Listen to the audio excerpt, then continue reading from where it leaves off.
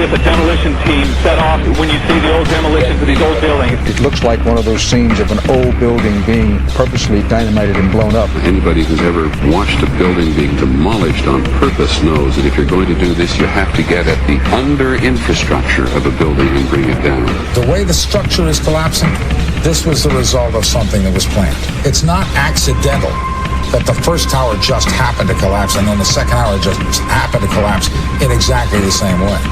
How they accomplished this, we don't know. The building collapsed to dust. You don't find a desk. You don't find a chair. You don't find a telephone, a computer. The biggest piece of a telephone I found was half of the keypad, and it was about this big. What happened to the concrete? The concrete was pulverized from river to river. There was dust, powder, 2-3 inches thick. The concrete was just pulverized. In addition to those pictures we've all seen too much on television before, when a building was deliberately destroyed by well-placed dynamite to knock it down. If they had detonated, they were planned to take down a building. I heard a second explosion. There was a heavy-duty explosion. Then there was secondary explosions and then the subsequent collapses. An explosion blew and it knocked everybody over. To me, it sounded like an explosion. It sounded like gunfire. Bang, bang, bang, bang, bang. And then all of a sudden, 3 big explosions. We heard a big explosion coming down. And then the entire top of the building just blew up. We saw some kind of explosion. By the force of the explosions. Big explosion. Blew us back into the 8th floor. Then we get to the lobby. This is a big explosion. The lobby looked as though a bomb had exploded there. A huge explosion now raining debris. It's been a huge explosion. Huge explosion that we all heard and felt. We just witnessed some kind of follow-up explosion. We heard a very loud blast explosion. The secondary explosion at Tower 1 camp. That is another bomb going off. He thinks that there were actually devices that were planted in the building. Planted in the building.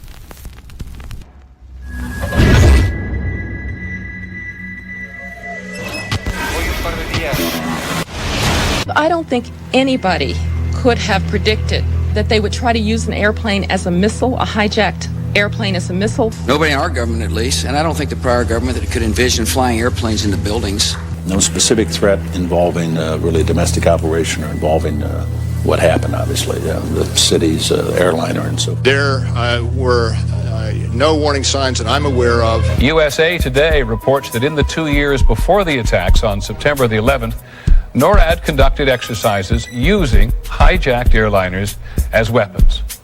And one target was the World Trade Center.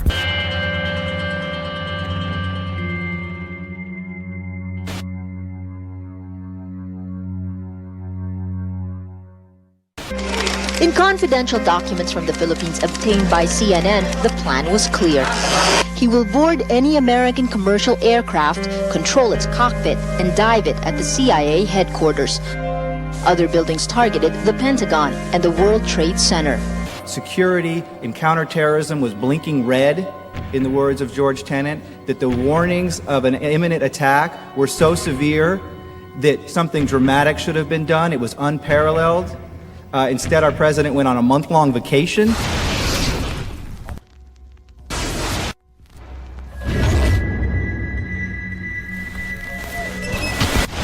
The head of Pakistani intelligence at the ISI, Mahmoud Ahmed, requested Omar Sheikh to wire $100,000 to Mohammed Atta, who was the lead hijacker. Hijacker Mohammed Atta received wire transfers via Pakistan. The man sending the money to Atta is believed to be Ahmed Umar Saeed Sheikh. Omar Sheikh admitted he was supported by the Pakistan government's intelligence service, the ISI.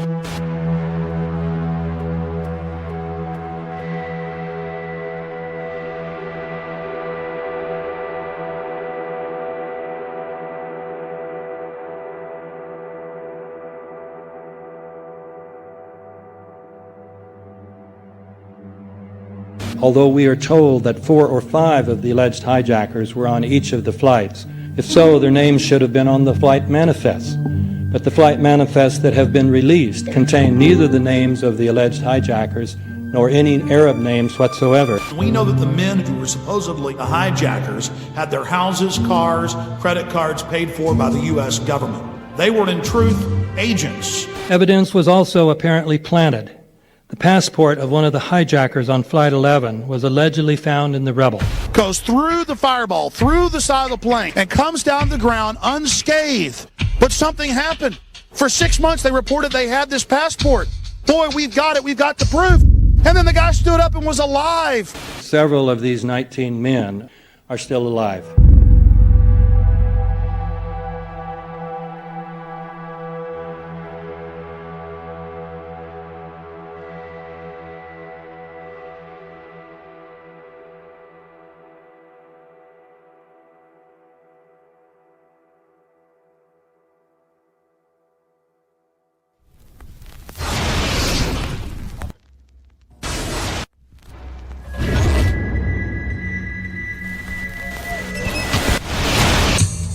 Of course we're after Saddam Hussein, bin Laden. He's January 2001, the Bush administration orders the FBI and intelligence agencies to back off investigations involving the bin Laden family, including 2 of Osama bin Laden's relatives, who were living, guess where, in Falls Church, Virginia, right next to CIA headquarters. When he was already America's most wanted criminal, he reportedly spent 2 weeks in the American hospital in Dubai, was treated by an American doctor, and visited by the local CIA agent.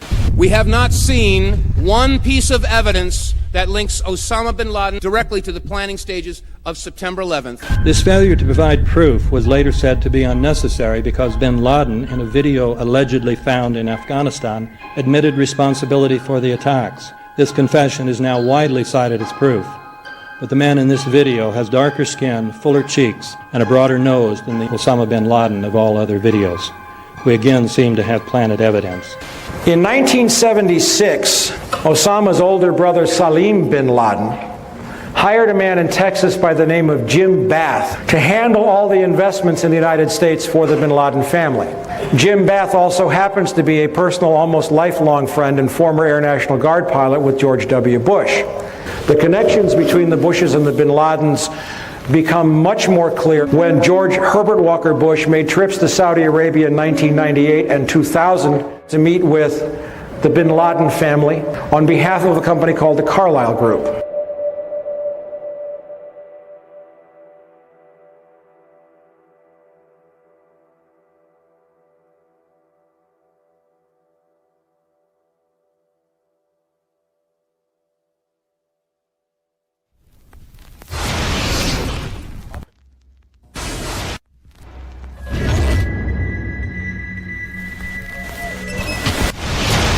How could anyone fly a 60-ton, 125-foot wide, 44-foot tall plane through this obstacle course? The aircraft, before striking the Pentagon, reportedly executed a 270-degree downward spiral, and yet Hani Hanjour was known as a terrible pilot who could not safely fly even a small plane.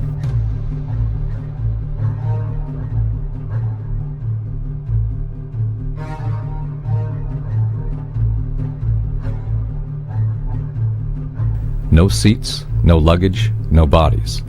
Nothing but bricks and limestone. The official explanation is that the intense heat from the jet fuel vaporized the entire plane. Flight 77 had 2 Rolls-Royce engines made of steel and titanium alloy and weigh 6 tons each.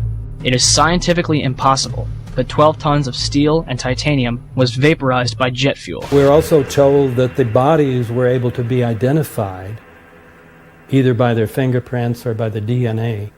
So what kind of fire can vaporize aluminum and tempered steel and yet leave human bodies intact? From my close-up inspection, there's no evidence of a plane having crashed anywhere near the Pentagon. And as I said, the only pieces left that you can see are small enough that you could pick up in your hand. Shortly after the strike, government agents picked up debris and carried it off. The entire lawn was covered with dirt and gravel. so that any remaining forensic evidence was literally covered up. The videos from security cameras, which would show what really hit the Pentagon, were immediately confiscated by agents of the FBI, and the Department of Justice has to this day refused to release them. If these videos would prove that the Pentagon was really hit by a 757, most of us would assume the government would release them.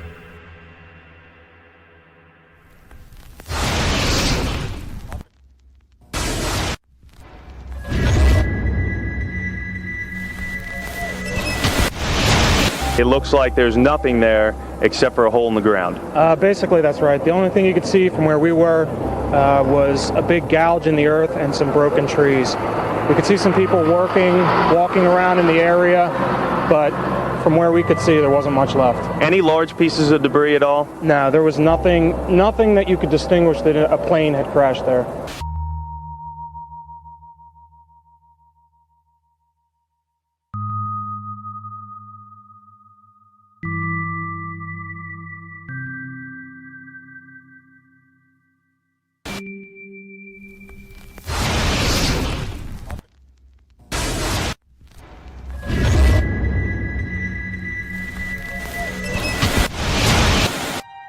Pancake theory, according to which the fires, while not melting the steel, heated it up sufficiently to cause the floors weakened by the airplane strikes to break loose from the steel columns, and this started a chain reaction. So you would expect then from that theory, which is the official theory, to see a whole stack of floors piled up on top of each other and then a spindle of core columns standing too. The core of each of the twin towers consisted of 47 massive steel columns. If the floors had broken loose from them, these columns would have still been sticking up into the air 1,000 feet. The plane did not cut all those core columns. We designed the buildings to take the impact of the Boeing 707 hitting the building at any location. The building probably could sustain multiple impacts of jetliners. That the plane flew straight into the building. Through him, right. Yeah. So you're saying that the building was actually designed to cope with a hole like that and then still survive? Yeah, it was. If you had dropped, say, a billiard ball from the top of the World Trade Center, 110 floors up there, it would have taken 8 to 10 seconds to hit the ground, encountering no resistance whatsoever. The Twin Towers came down in nearly free fall speed.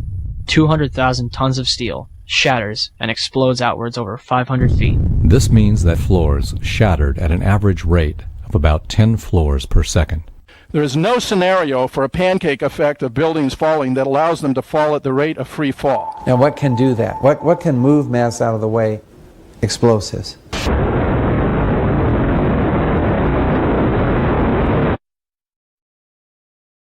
"47 huge steel columns going up the core. They're interconnected. How do you get them to fail simultaneously so the core disappears?" It looks like those core columns were cut. The way we do this is by cutting the beam at an angle.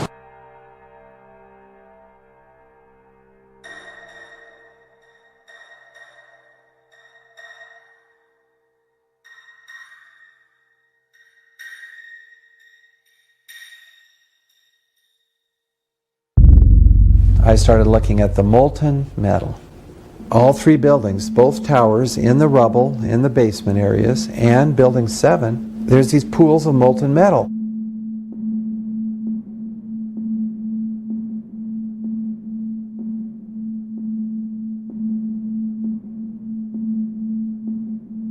You'd get down below and you'd see molten steel running down the channel rails, like you're in a foundry. Like lava. The molten steel was found 3, 4, and 5 weeks later, when the rubble was being removed. He said that molten steel was also found underneath World Trade Center 7. So I'm looking through the official reports. What do they say about the molten metal? They say nothing. But wait a minute. This is important evidence. So where did that come from?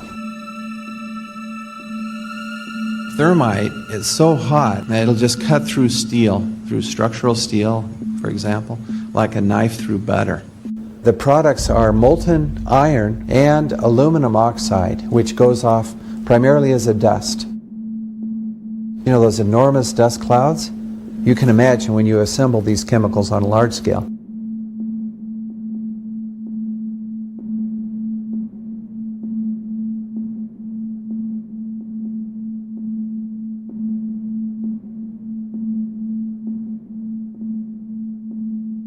molten metal pools under both towers after they collapsed and Building 7. Now, Building 7 wasn't even hit by a jet. Part of the problem is that most people simply don't know much about Building 7 due to the extraordinary secrecy surrounding this collapse. And this was a 47-story skyscraper. This building fell at 5:25. It was not hit by a plane. This building had fires on only 2 or 3 floors. And it was brought down by what we know was a controlled demolition. Demolitions, they look just like that. A kink in the middle, and then that building just comes straight down, almost at free fall speed. They first blow one of the central columns so the building falls in on itself. Building 7 had a classic crimp or wedge. Its central column was blown out first, so it didn't structurally damage buildings just a few feet away from it.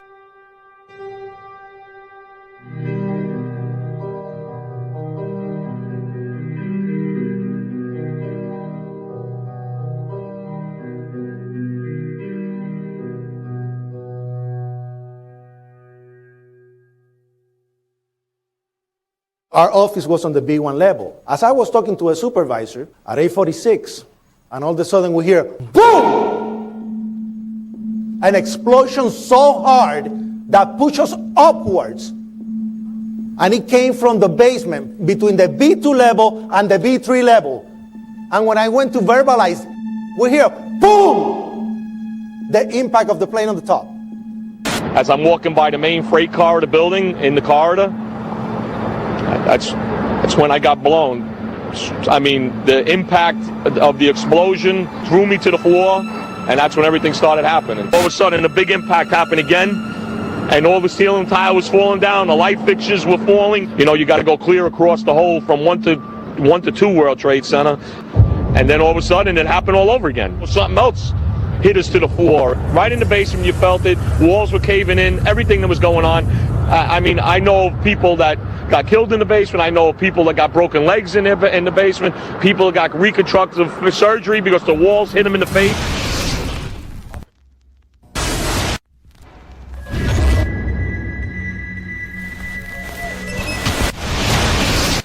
According to standard operating procedure, if an FAA flight controller notices anything that suggests a possible hijacking, the controller is to contact a superior. If the problem cannot be fixed within about a minute, the superior is to ask NORAD, the North American Aerospace Command, to send up or scramble jet fighters to find out what is going on. NORAD then issues the scramble order to the nearest Air Force base with fighters on alert. But although interceptions usually occur within 10 or so minutes, in this case, 80 or so minutes had elapsed before fighters were even airborne. It's a mind-bending anomaly. Not a single U.S. Air Force interceptor turns a wheel until it's too late. There are no jets at all. What if they were so confused and had been so deliberately confused that they couldn't respond?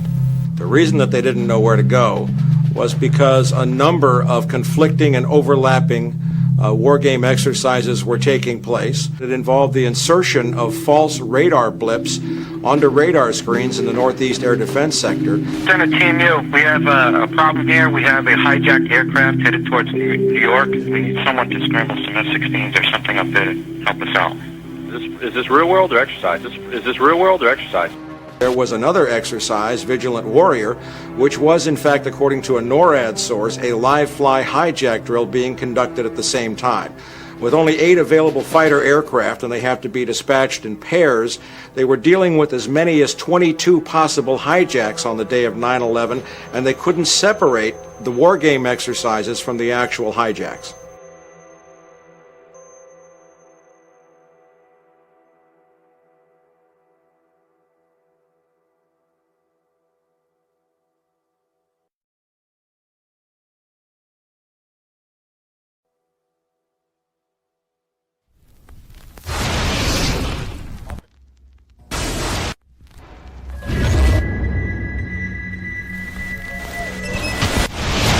Page 172. The U.S. government has not been able to determine the origin of the money used for the 9/11 attacks. Ultimately, the question is of little practical significance.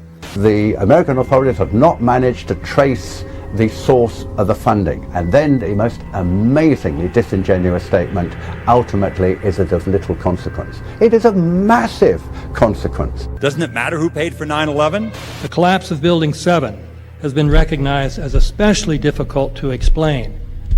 The 9/11 Commission report implicitly admitted that it could not explain the collapse of this building by not even mentioning it. President, why are you and the Vice President insisting on appearing together before the 9/11 Commission? Because the 9/11 Commission wants to ask us questions. That's why we're meeting, and I look forward to meeting with them and answering their questions.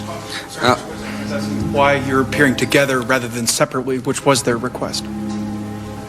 Because it's a good chance for both of us to answer questions that the 9/11 Commission is looking forward to asking us, and I'm looking forward to answering them.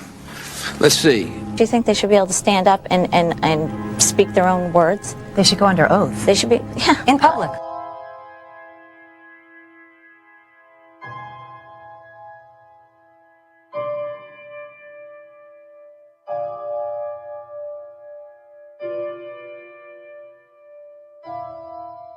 Don't you think that the families deserve to have a transcript or to be able to see what you Adam, said? you asked me that question yesterday. I got the same answer, yeah. The final report was a unanimous report. That means that if there was a single commissioner who had any objection about anything, that fact would be dropped from the report.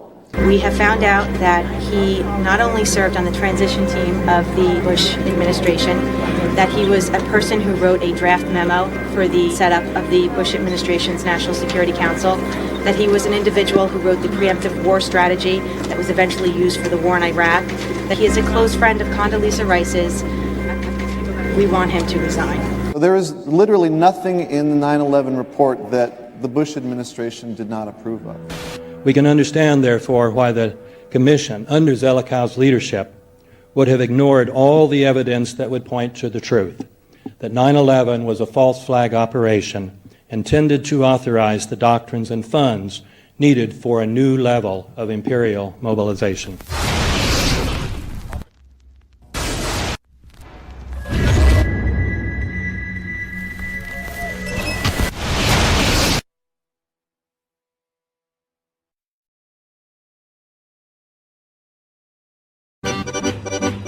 Armed with knives, armed with chemical, biological, nuclear weapons. Fanatics, terrorists, September 11th. September 11th, killers, September 11th, terrorists. Terrorists of Al-Qaeda, terrorists, nuclear weapons, terrorists. 9/11, terror, terrorist, evil. September 11th, September 11th. The terrorists, war and danger. September 11th, terrorism, global terrorism, terrorism, terrorists, terrorists, terrorists, terrorists, terrorists, the terror, terrorists, terrorist, terrorism. September 11th, global terrorism, terrorists, terrorism. September 11th, world terrorism, terrorism. September 11th, global terrorism. September the 11th, terror, weapons of mass destruction. September the 11th, September the 11th, terrorists, the evil terrorists, no.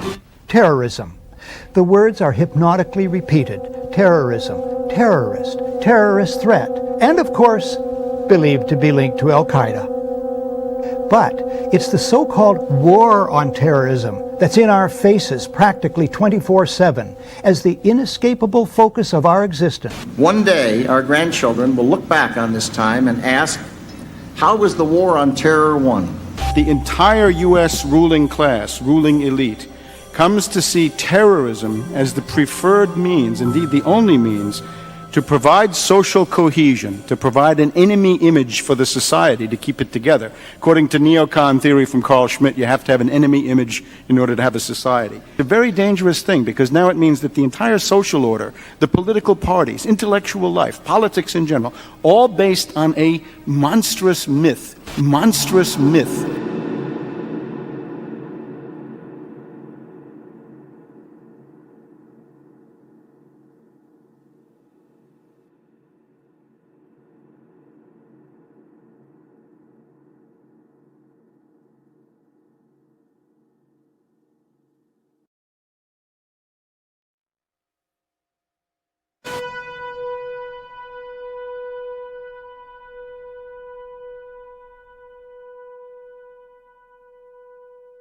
Look, the CIA has done in this country, what they've done to us is unbelievable. Look at the terrorist acts that have occurred. The CIA behind most, if not all of them. We had the Marine Barracks. We had our embassy in Kenya. We had Pan Am 103. We had the USS Cole. We had Oklahoma City. We had the World Trade Center in 1993. That helped the terrorists blow up the World Trade Center the first time. They built the bomb. They got the driver's license. The informant, the FBI informant, a fellow named Salam, a 43-year-old former Egyptian army officer, he was given the assignment to put the bomb together. And he went to his supervisor, his FBI supervisor, and said, we're going to put a dummy bomb in here, right? And the FBI supervisor said, no, we're going to put a real bomb. The FBI actually carried out the attack on the World Trade Center in 1993. They actually hired Ahmad Salam and paid him $1 million and gave him real explosives, a detonator, and told him to build a bomb and to give it to the foolish people that he was controlling to allow them to attack the World Trade Center complex.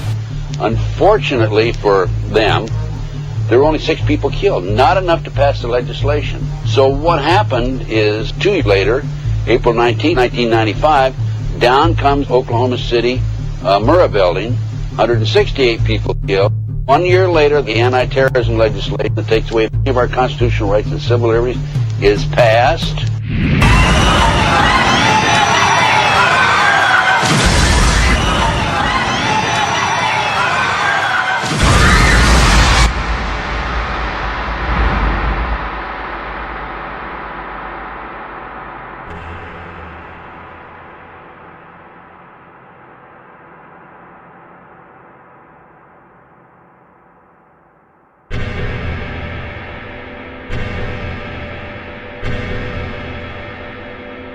Because at 9:30 this morning, we were actually running an exercise for over a company of 1,000 people in London, based on simultaneous bombs going off precisely at the railway stations that happened this morning.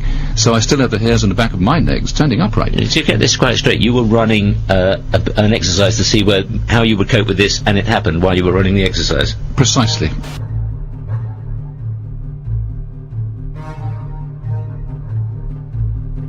Supposed to believe is some kind of coincidence, there was also an anti-terrorist drill going on 7/7.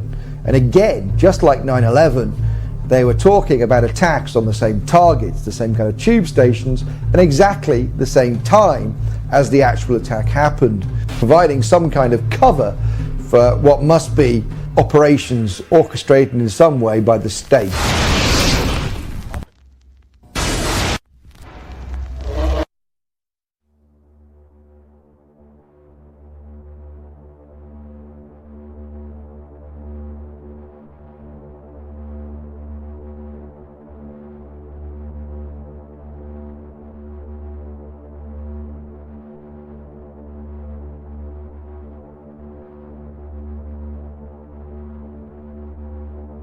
I am absolutely appalled at how much people in this country do not think. We are given to understand that an Arabic guy out there up in the mountains financed the most elaborate attack on this country. Do you think some people in a cave were able to have NORAD stand down? Do you think that people in a cave were able to have all of this happen?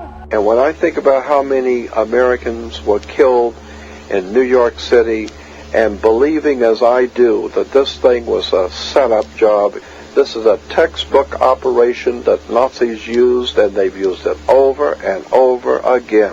America has been suckered in one more time. I don't have to tell you things are bad. Everybody knows things are bad. The dollar buys a nickel's worth. Banks are going bust. Shopkeepers keep a gun under the counter. Punks are running wild in the street, and there's nobody anywhere who seems to know what to do, and there's no end to it. We know the air is unfit to breathe, and our food is unfit to eat. We sit watching our TVs while some local newscaster tells us that today we had 15 homicides and 63 violent crimes, as if that's the way it's supposed to be. We know things are bad, worse than bad. They're crazy. It's like everything everywhere is going crazy, so we don't go out anymore. We sit in the house, and slowly the world we're living in is getting smaller, and all we say is, please, at least leave us alone in our living rooms. Let me have my toaster and my TV and my steel-belted radios, and I won't say anything. Just leave us alone. Well, I'm not going to leave you alone. I want you to get mad. I don't want you to protest. I don't want you to riot. I don't want you to write to your congressmen because I wouldn't know what to tell you to write. I don't know what to do about the depression and the inflation and the Russians and the crime in the street. All I know is that first, you've got to get mad. You've got to say, I'm a human being. God damn it. My life has value.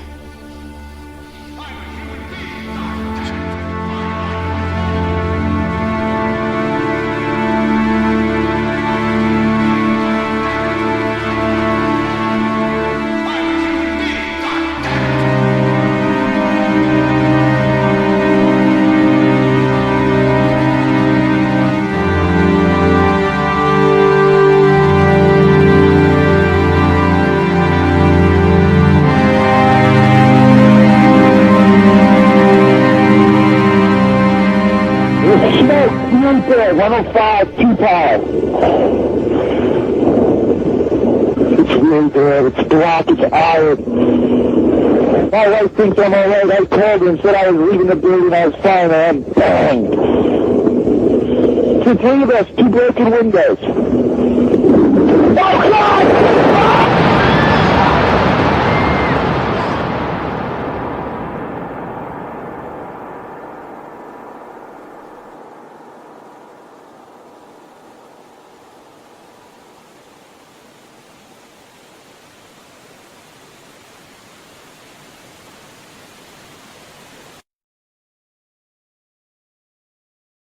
Ladies and gentlemen, the very word secrecy is repugnant in a free and open society, and we are, as a people, inherently and historically opposed to secret societies, to secret oaths, and to secret proceedings.